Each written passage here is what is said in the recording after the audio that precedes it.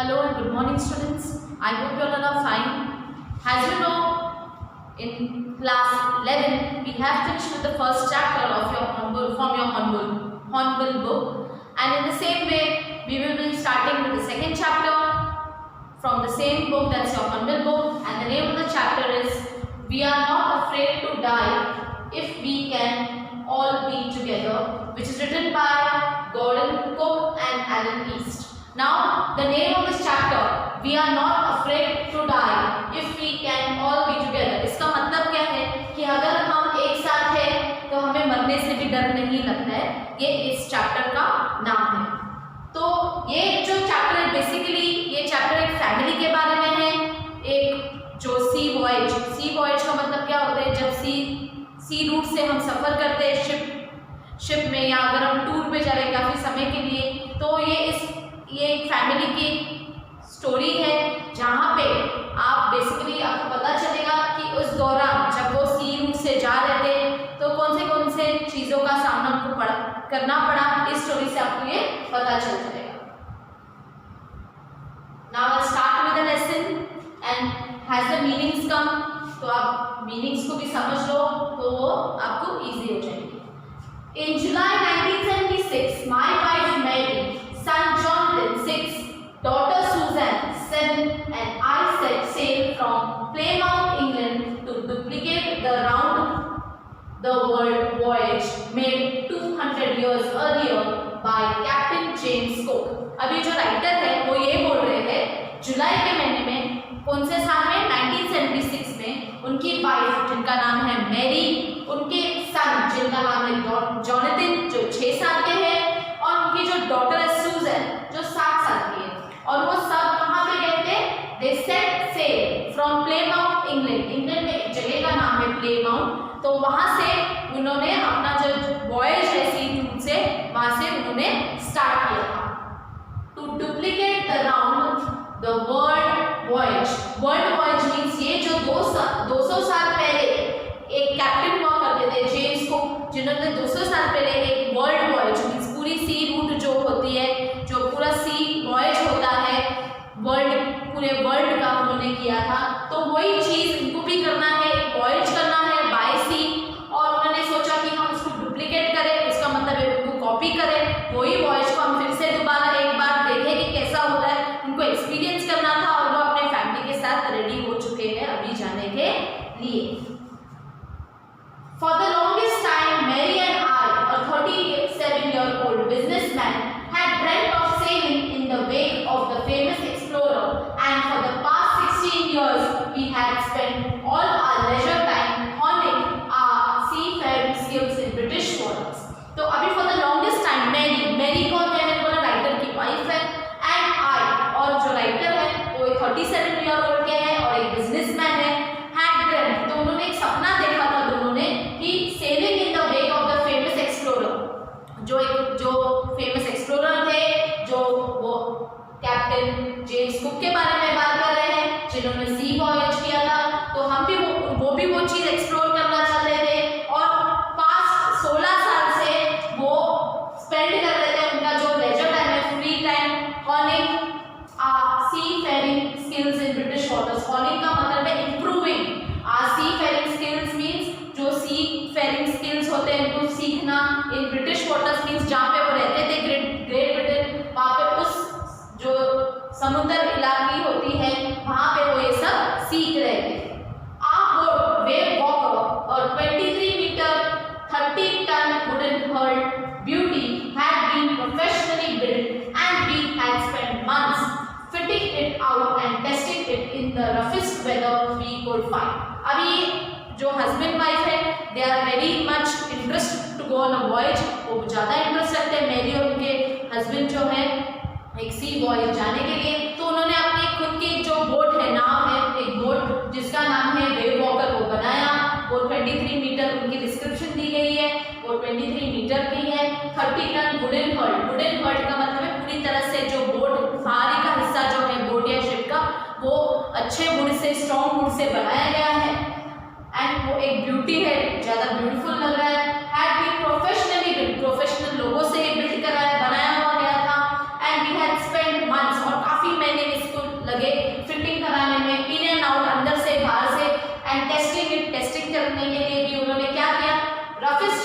सबसे खराब वेदर में भी उसको लेके गए कि वो फाइंड आउट, तो वो फाइंड आउट कर सकते थे।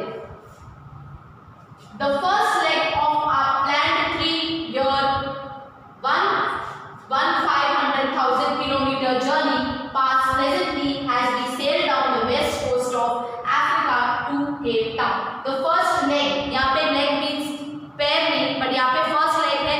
जब हम फर्स्ट स्टेप या फर्स्ट पार्ट जो किसी चीज के लिए लेते हैं, हम जब प्लान करते हैं तो 3 साल में जो उन्होंने 1,500,000 किलोमीटर जो जर्नी पास किया, प्लेजेंटली मीन्स आराम से जो पास किया। वी सेल डाउन, अभी कहाँ तक सेल किया? वेस्ट कोस्ट ऑफ अफ्रीका से लेके केप टाउन तक उन्होंने अच्छे से बिना कोई रुकावट आए वो लोग ने सेल कर दिया। देन वहाँ पे before heading east we took on two 2 crewmen. अभी जैसे उनका वेस्ट का हो गया, अभी उनको ईस्ट की तरफ जाना है, तो उन्होंने वहाँ से 2 क्रूमेन लिए। एक जो थे वो थे American Larry vigil and Swiss herb sizzler. तो एक थे वो अमेरिकन थे, उनका नाम था लैरी विजिल, और दूसरे थे वो स्विस के थे, स्विट्जरलैंड के थे, उनका नाम था Herb Sizzler. To help us tackle one of the world's roughest seas, the Southern Indian Ocean. और उनके हिसाब से जो चीज था उनको टैकल करना था, किस चीज को? One of the world's roughest seas. तो सबसे ज्यादा वर्ल्ड के जो रफेस्ट सीज पाए जाते हैं वो कहाँ पे? The Southern Indian ocean. Indian ocean के साउथ के डायरेक्शन में जो सदर्न इंडियन ओशन है वो सबसे रफेस्ट सी माना जाता है। On our second day out of Cape Town, we began to encounter strong gales. For the next few weeks, they blew continuously. Gales did not worry me, but the size of the waves was alarming, up to 15 meters as high as our main mast. तो यहाँ पे बोल रहे our second day, उनकी जो दूसरी दिन थी out of Cape Town से जब वो केप टाउन के बाहर गए, so they began to encounter.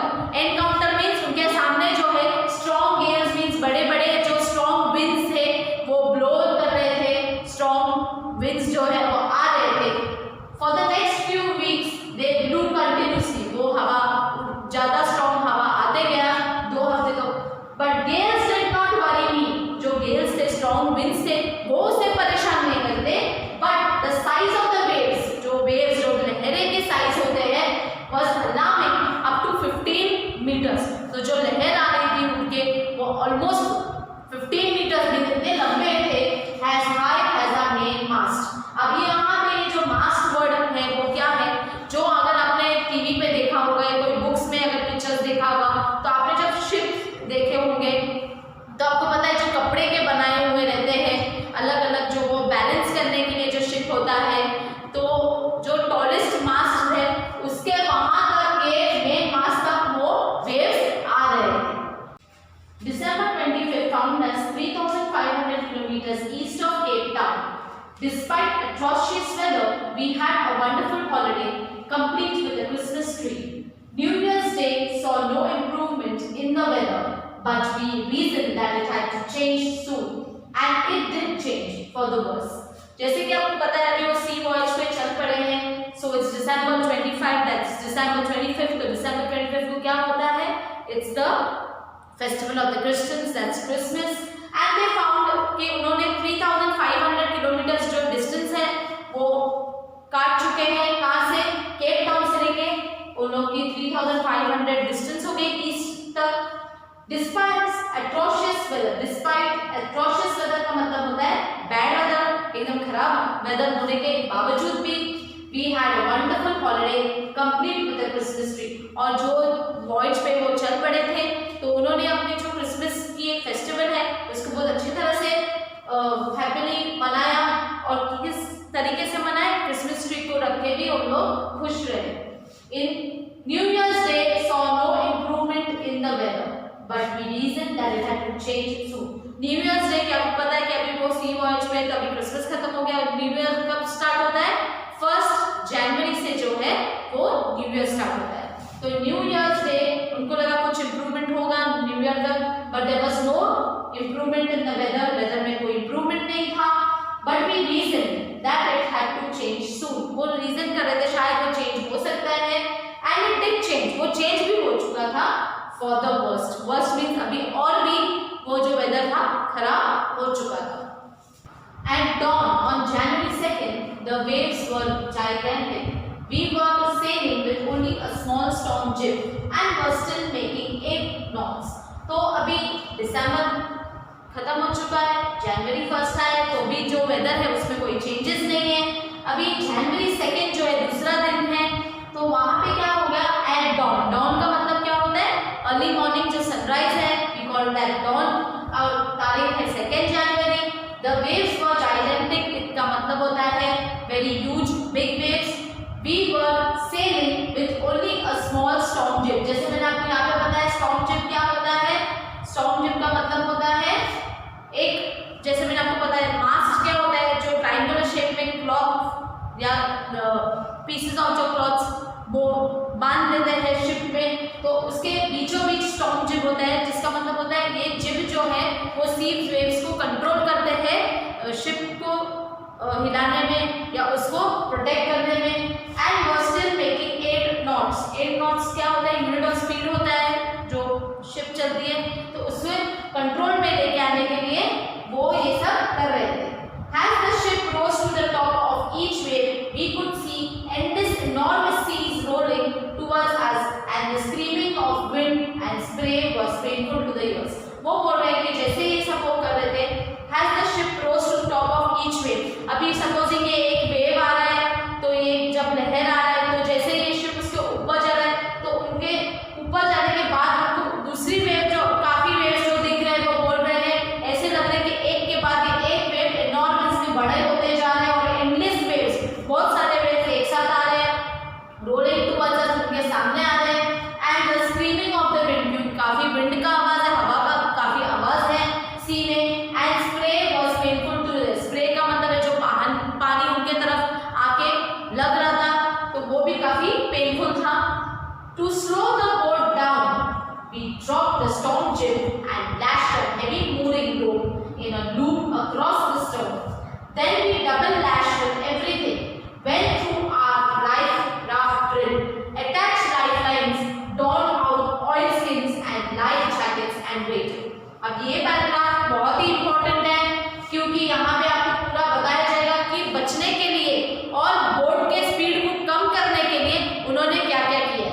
तो first thing, if you see your to slow the boat, अगर हम एक नॉर्मल बाइक के बारे में बात करें या कार के बारे में बात करें तो हम ब्रेक्स यूज करते हैं, लेकिन अगर हम सी वॉयज की तरफ से जाए तो वहाँ पे आपको क्लियर सी मिलेगा. वो साइलेंट भी होता है, रफ भी होता है, वेदर के हिसाब से उसका जो डायरेक्शन है वो भी चेंज होते जाता है.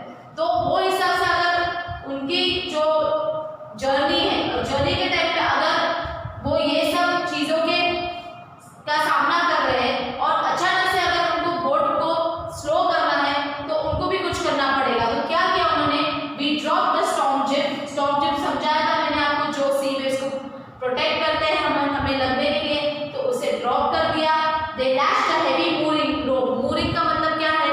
मूरिंग का मतलब होता है एक एंकर जैसे कुछ होना जो नीचे तक सी तक जाए और उसमें वो अपना जो ये है वो बैलेंस कर ले वो सैंड के अंदर, जिससे हमारा जो बोट है वो थोड़ा उसका जो स्पीड है वो कम होते जाए. एक लूप बना के अक्रॉस द स्टर्न. स्टर्न का मतलब होता है the back side of the boat. Then we double lashed everything. सबको उन्होंने डबल कर दिया. जो उस बोट में थे उन लोगों ने हर एक चीज को डबल, जैसे अगर कोई चीज टूटी उसको डबल बांध के सब कुछ डबल कर दिया. When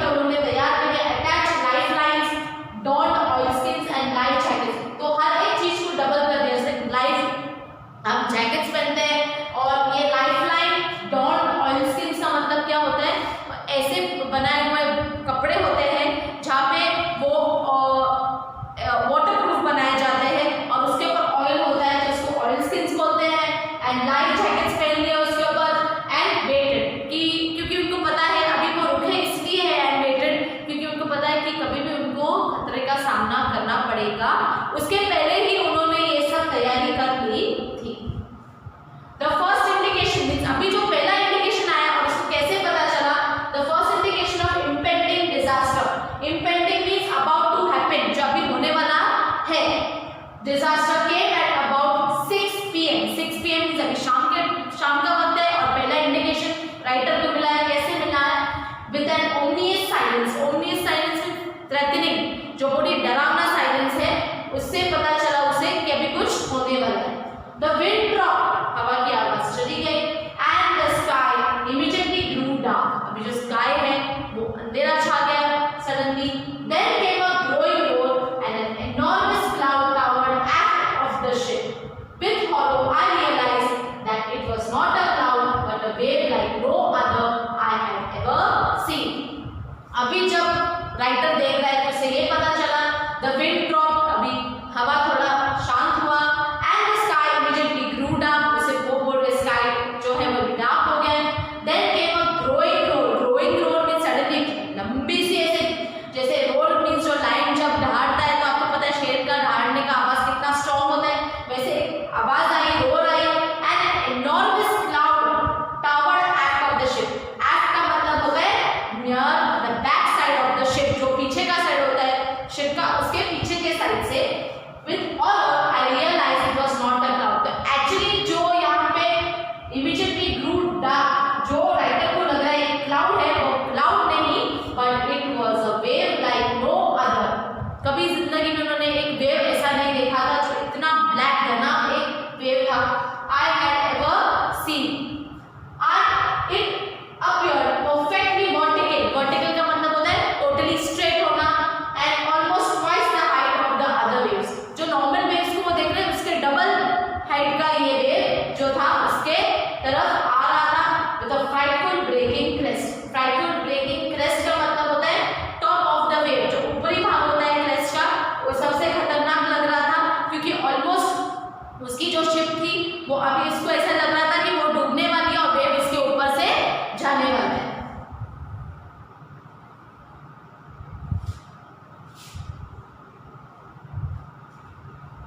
The roar increased to thunder as the stern moved up the face of the wave, and for a moment I thought we might ride over it. The roar increased. जैसे आपको पता है कोई चीज अगर आपके बहुत ही करीब आया है तो उसकी आवाज जो है, उसमें अगर कोई आवाज है तो वो बढ़ती जाती है, तो वो रोर जो है, जो वेव की रोर है वो बढ़ने लगी। वो thunder has the stern, stern means the back side of the ship, moved up the face of the wave means अभी ये शिप जो है वो वेव के ऊपर चढ़ गई है। And for a moment I thought, और एक मोमेंट के लिए, एक मिनट के लिए मुझे ऐसा लगा कि we might ride over it, हम उसके ऊपर से राइड करें। But then a tremendous explosion shook the deck. Tremendous means एक बहुत ही चीज, ट्रेमेंडस मींस एक बड़ी चीज, एक्सप्लोजन ने shook the deck. Deck means the floor of the ship को हिला दिया। A torrent of green and white water broke over the ship. तो एक टॉरेंट जो है ग्रीन और व्हाइट पानी की टॉरेंट है, जो हवा है, उसने क्या कर दिया, broke over the ship. My head smashed into the wheel. और सडनली ये सब होने की वजह से राइटर की जो सर है it smashed into the wheel, wheel के वहां पे स्मैश हुआ, and I was aware of flying overboard and sinking below the wave. और उससे एक मिनट के जैसे लगा कि मैं शिप से ओवरबोर्ड होके वहां पे गिर जाऊंगा और मैं वेव्स के साथ बह जाऊंगा, and sink below the waves. I accepted my approaching death, and as I was losing consciousness I felt quite peaceful. उसे ऐसा लगा, एक्सेप्टेड माय अप्रोचिंग डेथ, उसे लगा कि अभी उसकी डेथ जो है नजदीक आ चुकी है। And I was losing consciousness means उसके कॉन्शियसनेस भी कम हो रहा था उनमें, and he felt quite peaceful means वो ये सेंटेंस को बोल रहे हैं कि मैं शायद मरने वाला हूँ। Unexpectedly, my head popped out of the water a few minutes away. Wave walker was near capsizing, her mast almost horizontal. So unexpectedly क्या हो गया, उसका जो सर पानी में जा चुका था तो वो अभी बाहर निकल चुका है। And a few meters away, थोड़े मीटर्स में क्या लगा, वेव वॉकर जो उनके बोट का नाम है was near capsizing का मतलब है कि अभी जो बोट सीधा चल रहा है वो अभी जो वर्टिकल है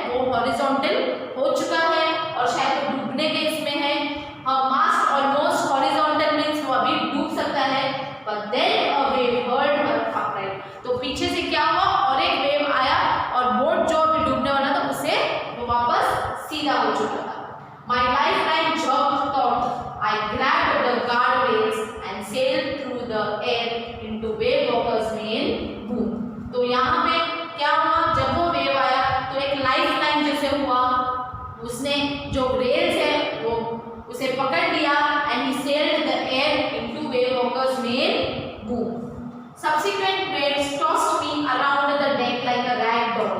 Subsequent waves tossed me around like a rag doll. Rag का मतलब क्या होता है?